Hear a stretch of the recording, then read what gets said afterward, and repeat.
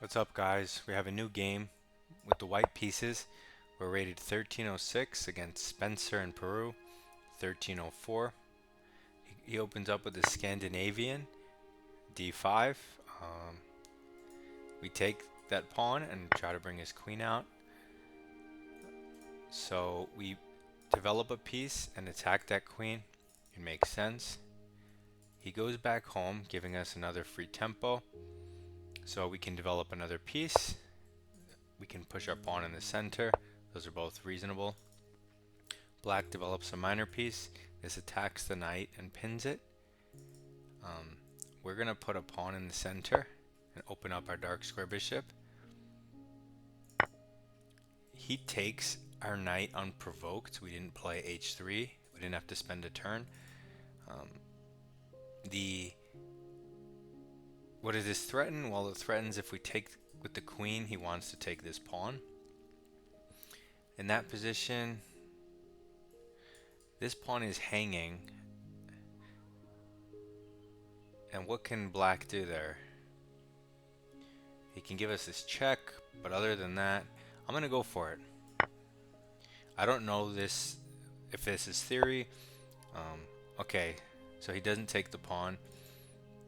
So now I just want to, no reason to give up this pawn.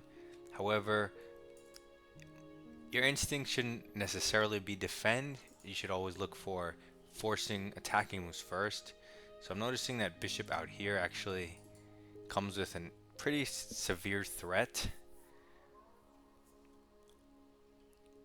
So I'm going to develop with tempo instead of protecting my pawn. Okay, he makes another pawn move. So you see all of his pieces are still in the back rank. What does this threaten? Nothing. Drawback, I have 3 pieces out and I'm ready to castle. He has nothing out and he's nowhere near castling. So this is a terrible version of the Scandinavian for him.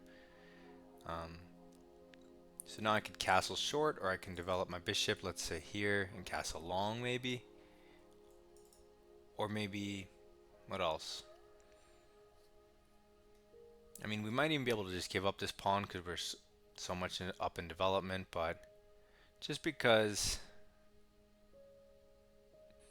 I don't see the necessity, I'm going to develop and castle long. Get a rook here, get another rook here, and see what happens. So he develops his queen. What does this threaten? Threatens a queen trade. What is the drawback? Takes away the square from the knight, and he's not developing his lesser pieces. I'm not going to queen trade because that only helps him. He spent a move with his queen. I'm going to spend a move with my queen. We could go here and dodge it and hit the queen with tempo. We could go here and dodge it. This stops the bishop from developing and can infiltrate. So I'm going to go to this square. It looks a little more interesting. It also sets up ideas like this. Okay, so he develops the bishop. Now we can attack the queen. What does this threaten? It attacks the knight. It pins the knight. Fine. Okay, so I'm going to castle one way or the other. Now if I castle long, I mean, doubling my pawns is no big deal, but I might as well castle short. And now I'm fully developed. I mean, once I get my rooks in, and my position looks amazing. Black takes our knight again unprovoked, giving us both of his bishops for no reason. And I mean, unless we have a really good move, we're going to take back. I don't see it, so we take back. And now this pawn is actually protected by our double pawn, which is supposed to be bad, right? But it actually helps our center. Also, our bishop is defended here in this cubby hole, so that's a really nice spot for it. Also, now that this pawn's defended, we can move our bishop, right, to wherever. So black develops their knight. What does this threaten? Maybe a fork, but no big deal. The drawback, this is not the ideal square. The queen has the ideal square. Is the queen almost trapped? After this, he has to go to one of the light squares, and if we... So let's say we go here, he goes up. Then he has the whole rank to go through, so that's not going to work. There is this nice square for our queen, and his pieces are so bad. I'm not sure how he stops me from causing trouble. I guess he would just have to sack this pawn for sure. Alternatively, you have moves like rook b1, never a bad move. But I'm going to try to be really annoying, and I'm going to get my queen in his encampment, since he's poorly developed, not castled, and b7 is hanging. See, my position's solid. I don't have real targets because his knights are inactive. His queen's not going to do anything by itself.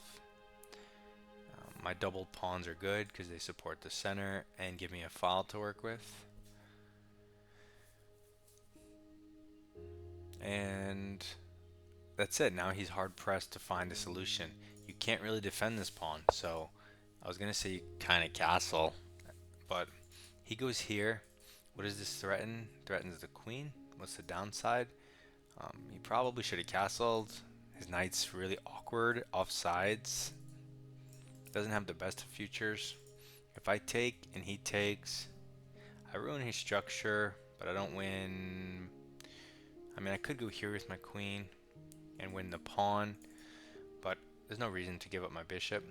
I could just take it directly and threaten his rook and his knight, and I don't see how he defends that,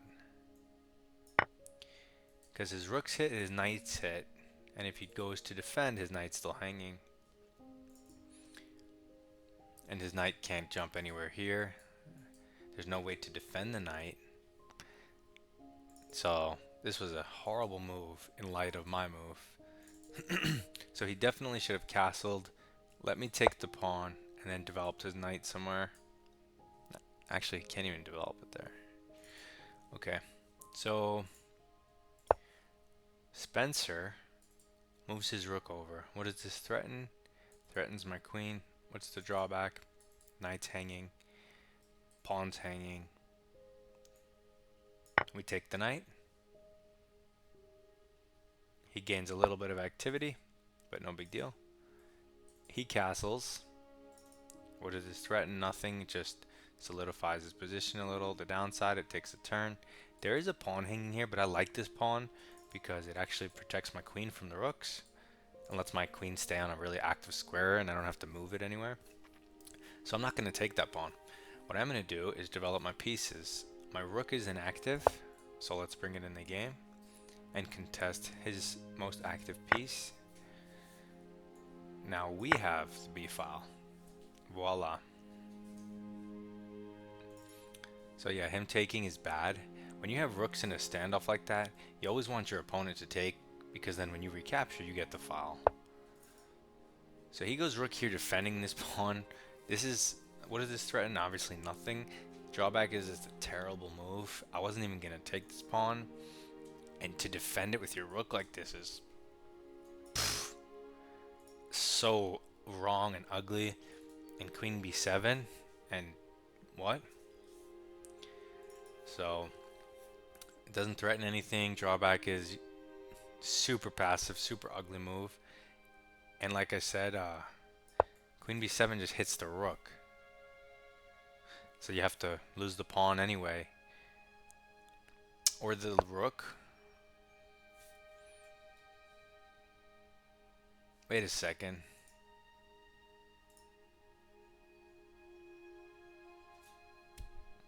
The pawn was still hanging. You could actually take this pawn. Rook takes. Rook goes here. Check. Because he has back rank problems. Knight blocks, you take. Queen blocks, you take. That's checkmate. Oh well. Maybe we can do it again. Well, now I'm going to take this pawn. But not because I want the pawn. It's because I want to I want to move my queen out of the way so I can bring the rook in to the back rank. So he moves his knight into the center. What does it threaten? A pawn? A piece trade? I'm not sure. I'm up 5 points of material though, and this bishop is inactive kinda anyway because of these pawns. I could change diagonals, but in light of being up so much material, I'm gonna take the piece and leave this bishop gluing my structure together. And now I'm gonna go here because he can't activate his rook because it's pinned. This forces the rooks off the board and forces me to just have an extra bishop. If I trade the queens, it's obviously completely over. So he brings his queen back. This attacks my rook twice, forces me to decide. So I take, queen takes, it hits the pawn, that's the threat. Draw back, any queen trades are good for me.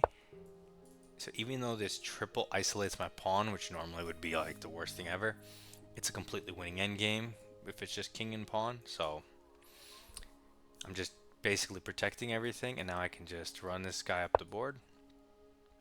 Okay, so he goes here to stop me from running it up the board 2 squares.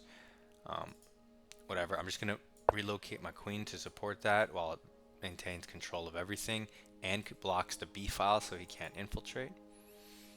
I do have a back rank issue, but he can't do anything about it.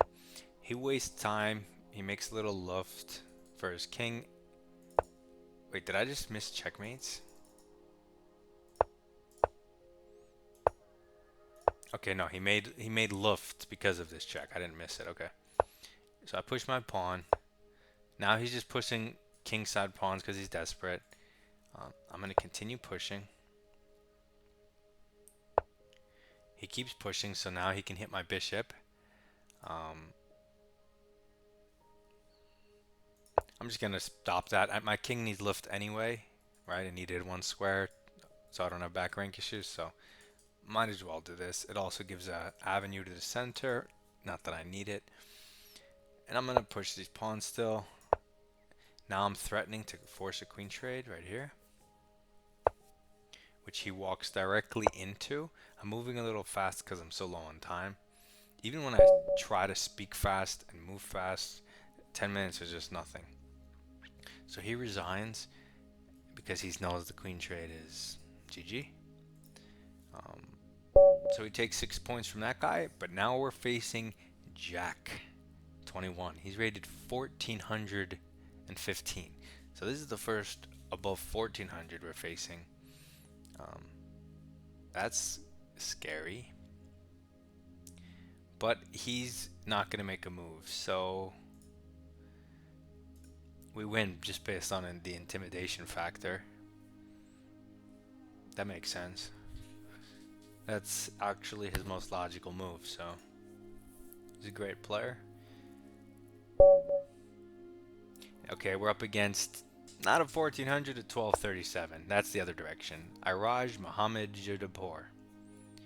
So he opens up with g3.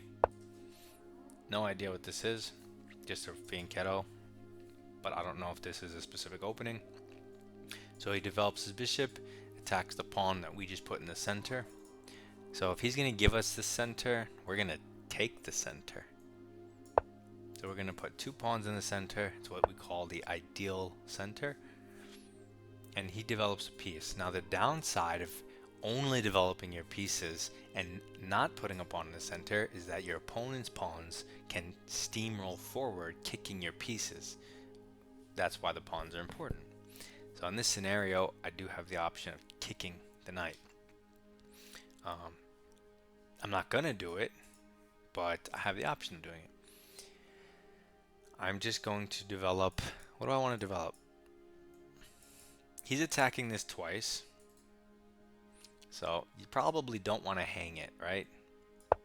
So I'm going to put my pawn here, blunt his bishop, remove knight possibilities. Now he's launching pawn storm with h4. What does this threaten? I have no idea. Drawback is it's a pawn move, not a developing move. Okay.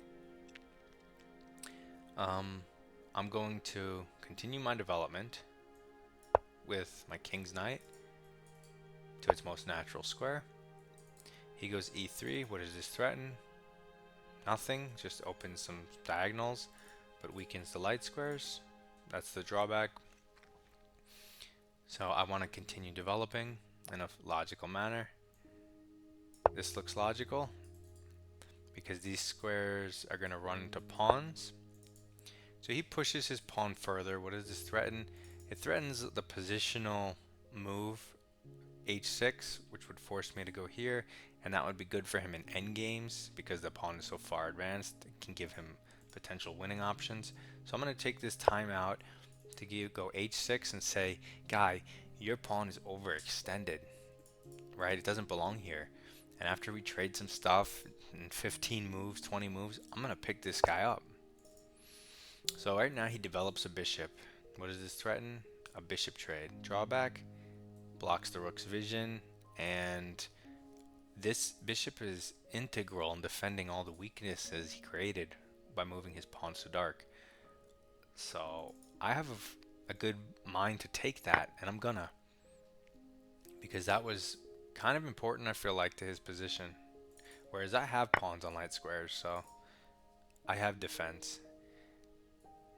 And either way he takes, if he took with the rook, he loses castling rights. If he takes with the knight, it's on its not on its most natural square, and its future is stifled.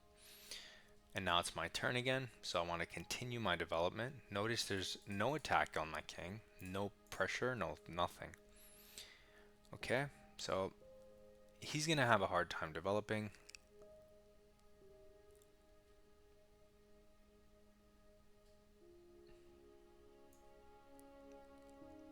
I'm just gonna castle. I'm gonna stay a little flexible to take a second to think how I want to bring out my pieces and make a move that I know I want to make anyway. See what white does. So white lashes out with f4. What does this threaten? I mean, a pawn trade in the center, no big deal. What's the drawback? It severely weakens his king. He has to castle queenside no matter what. I'm not going to take and help his knight develop.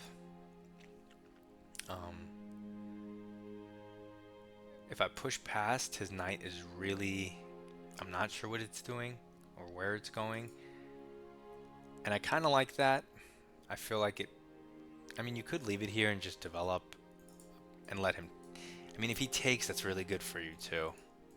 Pushing past, it just leaves his pieces blocked, so you can go either way. You know what? Let's keep it open. Let's keep an open position. Let's let him take. We're going to develop another piece and not make pawn moves. Piece moves are always correct in a sense. And okay, he doesn't even take. He goes g4. What does this threaten? He's trying to pawn storm my king. What's the drawback? He's not developed. He doesn't really have pieces. This guy and this guy and this guy aren't in the attack. Well, nothing's in the attack, but you see what I mean. They're on the queen side. So now we have time to do what we want. How do we want to do this? King's in the center. So I don't necessarily want to develop his knight, but I can open the center. So that's enticing. Takes, takes, takes, takes, check. King over. Queen b6. d4. It's not my favorite. So instead of all that,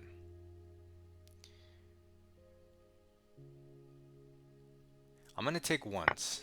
I'm going to take once because if I just move my rook and he pushes, I have to respond to it.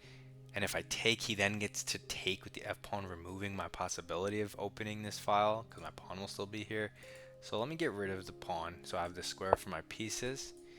Okay, he pushes past anyway, but this is fine because there's no f-pawn here. So if I take, he can't recapture with the f-pawn. Okay, so what does this threaten? It threatens my knight first and foremost. Also to open my king side. Drawback is it looks very speculative. Something seems very off about it. His king's in the center. I'm sure I have many different moves. Which one do I want to make? I want to take this pawn. That's what I want to do. If I take that and he grabs a knight,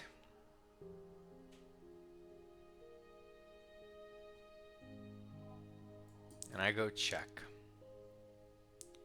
and he takes with the bishop, and I go check or bishop check, and he moves his king over, and I go queen takes check. He can go piece, he can go knight back. It's almost a cool sacrifice. I think I want to go for it. Alternatively, I can take this pawn, and then if he takes, I can then take this pawn and not have to sack anything. Let's just do that. Or if I take, what's he gonna do, push? No, I don't buy it. Might as well. I mean, I kind of wanted to do the sack line, but there's really no reason to if I can just take the pawn. That looked really cool. I'm sure with the sack was good. So he does take back. What does this threaten? Total of nothing. Queen can't even come in because his own pawn's in the way. So now we get free turns. His king side is, see, he moved all the pawns, so these are all holes. I'm going to open this up because I want the bishop check. I want the queen check. I want the rook check. So he ignores me and just pushes. This is a reasonable attempt at counterplay, but it might be too slow. I mean, I'm hoping it's too slow. So what do we have here?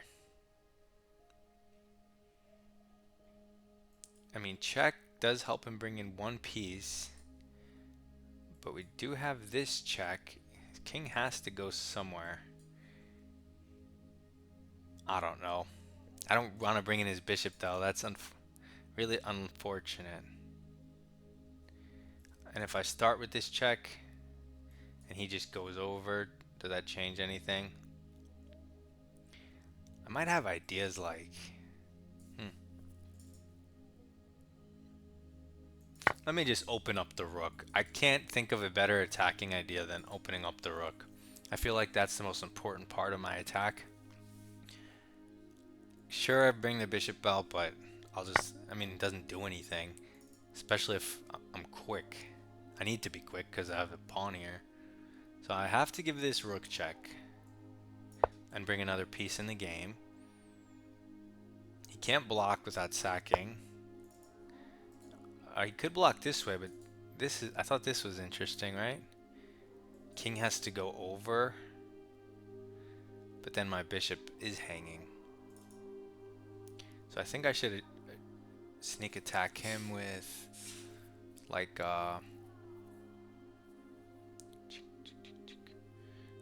if he checks me, I can't go here because he hits this one. So if I push past and he gives me check and I just go up, he can't queen because it's covered. And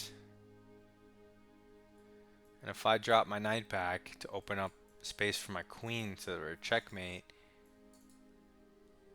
takes, but then he opens up the thing. So what's the best move? Maybe push past, huh?